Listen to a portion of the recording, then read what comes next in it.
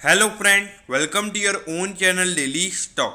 तो दोस्तों, इस वीडियो के अंदर हम सफारी इंडस्ट्रीज के पूरे डिटेल्ड एनालिसिस के बारे में बात करेंगे और जानेंगे कि आपको सफारी इंडस्ट्रीज के अंदर इन्वेस्ट करना चाहिए या नहीं।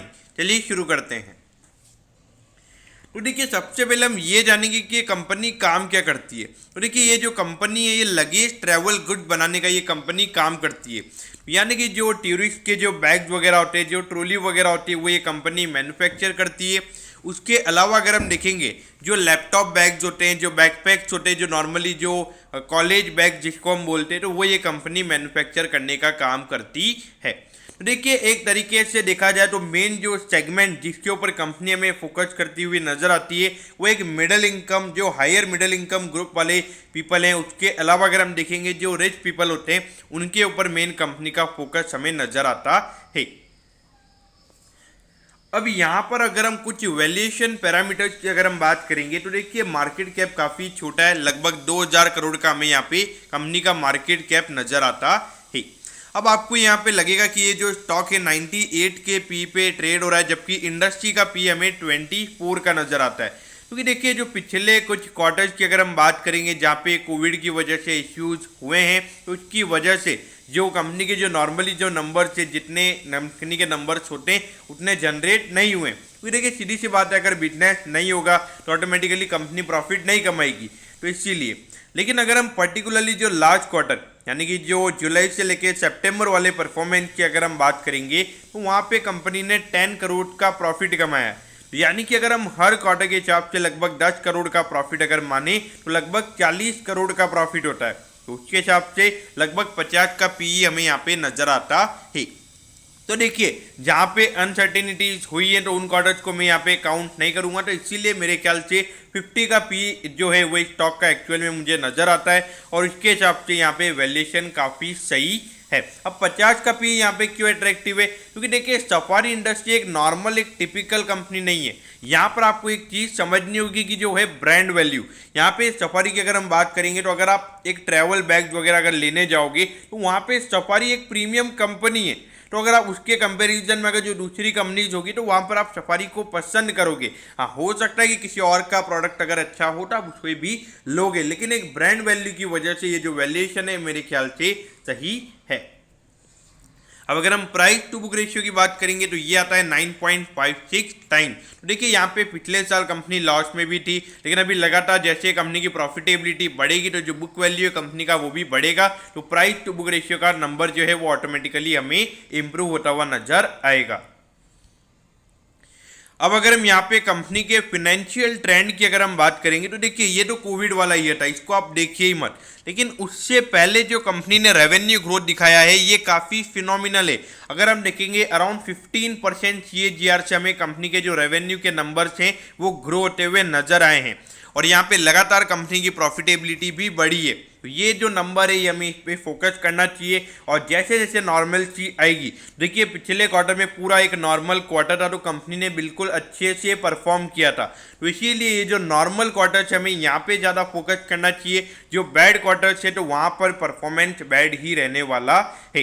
लेकिन क्या ये बैड क्वार्टर्स हमेशा बैड रहेंगे? बिल्कुल ऐसा बिल्कुल भी नहीं है। ये जो बैड क्वार्टर्स है ये वंस इन अ टाइम है या फिर वंस इन अ डिकेड वाले क्वार्टर्स है। तो यही तो हमें एक तरीके से अगर हम देखेंगे तो यही हमें अपॉर्चुनिटी दे रहे हैं कि हम इन कंपनीज में इन्वेस्ट करें।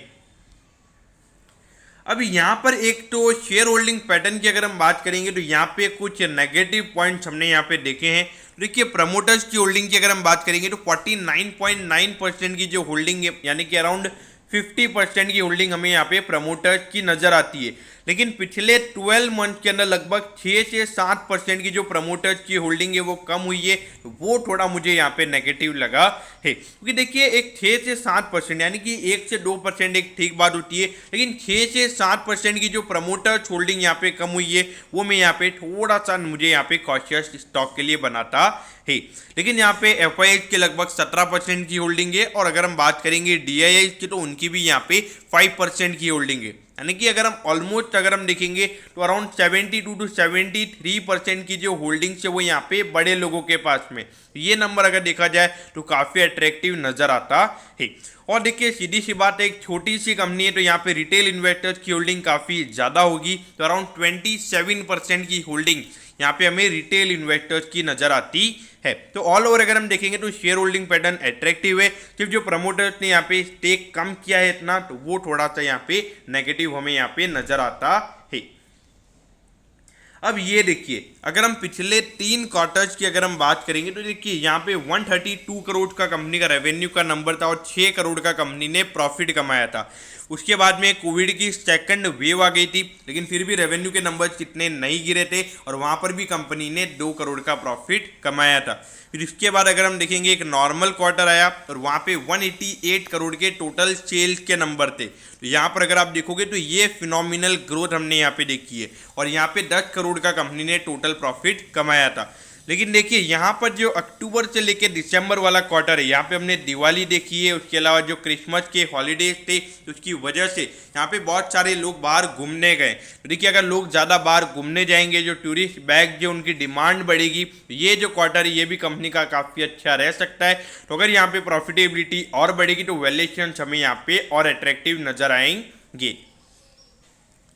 अब यहाँ पे रिटर्न ऑन जो रिटर्न रेशियोज है वो हमें यहाँ पे ये जो नंबर है इसके रेशियोज नहीं देखने चाहिए, अगर हमको इससे पहले के नंबर्स यहाँ पे देखने चाहिए। तो देखिए 13.29 का हमें यहाँ पे रिटर्न ऑन इक्विटी का नंबर यहाँ पे देखने को मिलता है। तो देखिए रिटर्न ऑन इक्विटी के अगर हम नंबर्स की बात करेंगे तो ये नंबर अच्छा है, क्योंकि जिस एरिया में ये कंपनी काम कर रही है उसके हिसाब से ये नंबर अच्छा है।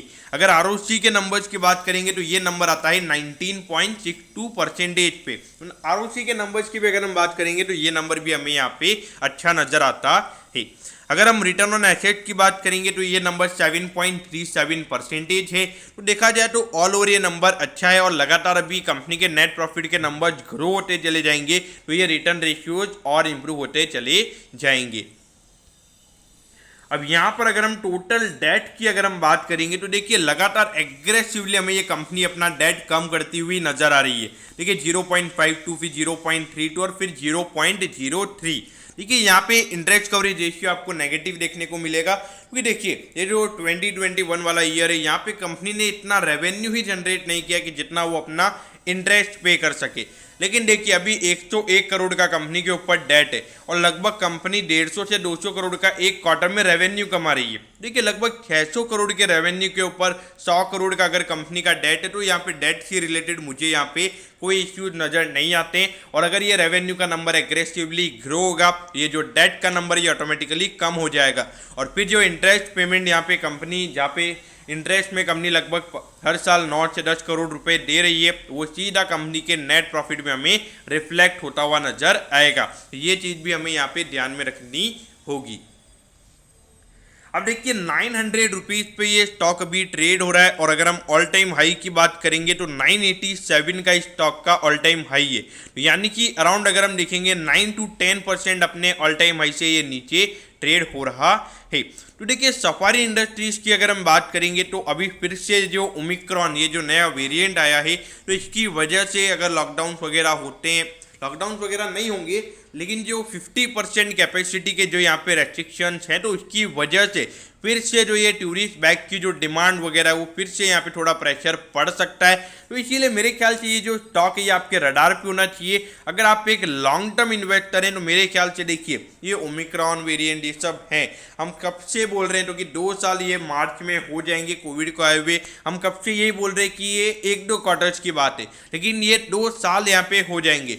लेकिन देखिए मुझे लगता है कि एक नॉर्मल सी अगर कभी ना कभी तो नॉर्मल सी आएगी तो वहाँ पर आपको इसका बेनिफिट मिलेगा। तो as a long term investor मेरे ख्याल से ये स्टॉक आपके रडार पे होना चाहिए और अगर अच्छे करेक्शंस वगैरह इसमें ओमिक्रॉन की वजह से अगर देखने को मिलते तो मेरे ख्याल से जरूर यहाँ पर आपने बाय करना चाहिए। अगर हम शॉर्ट टर्म की बात करेंगे तो देखिए शॉर्ट टर्म में आज मार्केट पॉजिटिव था, ये भी 1%, ये स्टॉक भी आज ऊपर था। तो देखिए मेरे ख्याल से शॉर्ट टर्म में 1 से 2 मंथ के टाइम पीरियड के हिसाब से यहाँ पर बाय नहीं करना चाहिए, क्योंकि अभी सीधे जो अगर हम देखेंगे अगर बिजनेसेस वगैरह पे लॉकडाउन वगैरह के इश्यूज रहते हैं, अगर लोगों का बाहर जाना कम होता है तो वहाँ पे डेफिनेटली इस कंपनी के अर्निंग के ऊपर इम्पैक्ट पड़ेगा। तो शॉर्ट टर्म के लिए मुझे लगता है कि थोड़ा प्रेशर स्टॉक के ऊपर रह सकता है, तो शॉर्ट टर्म के हिसाब से अवॉइड करना ही यहाँ पे सही रहेगा। लेकिन एक लॉन्ग टर्म पर्सपेक्टिव से ये स्टॉक जरूर आपके रडार पे होना चाहिए। और अगर अभी इन्वेस्ट मेरे ख्याल से नहीं कीजिए, लेकिन एक टैगर्ड वे में, या फिर अगर आपको 100% अगर 100 रुपये इन्वेस्ट करने तो आप उसमें से 20 से 30 रुपये अभी इन्वेस्ट कीजिए।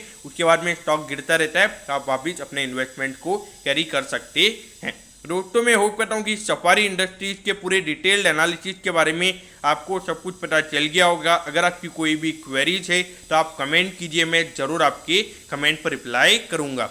ओके दोस्तों, thank you, have a nice day.